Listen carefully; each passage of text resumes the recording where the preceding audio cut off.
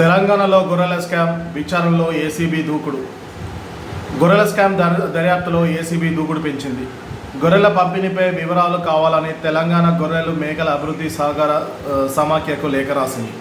ఆ లేఖలో లబ్ధిదారులు, అమ్మకందారుడి వివరాలు, బ్యాంక్ అకౌంట్లు, డేట్ ఆఫ్ గ్రౌండింగ్, ట్రాన్స్పోర్ట్ ఇన్వాయిస్లతో పూర్తి సమాచారం అందజేయాలనేసి లేఖలో పేర్కొంది. ఈడీ, ఏసీబీ లేఖలను తల్లు పట్టుకోవడం అధికారుల వంతైంది. దర్యాప్తు సంస్థల ఆదేశాలతో అధికారులు గొర్రెల స్కామ్కు సంబంధించిన వివరాలన్నీ సేకరించేందుకు సిద్ధమయ్యారు. ఆ జిల్లాల వారీగా కలెక్టర్లకు లేఖలు రాస్తున్నారు. 1000 కోట్ల అక్రమాలు జరిగినట్లు గొర్రెల స్కామ్లో పలు ఆరోపణలు వచ్చాయి. రాష్ట్ర వ్యాప్తంగా గొర్రెల పంపిణీలో దాదాపుగా 1000 కోట్ల కుంభకోణం జరిగినట్టు ఏసీబీ అధికారులు గుర్తించారు.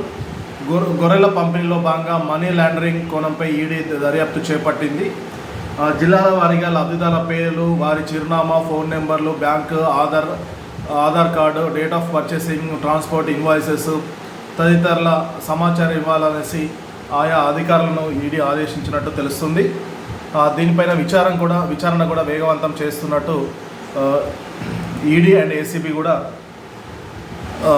తెలుస్తుంది. దీనిపై తక్షణమే తొందరగా ఈ 1000 కోట్ల కుంభకోణం జరిగిన గొర్రెల దొంగలను బయటపెట్టాలనేసి మేము కోరుకుంటున్నాం.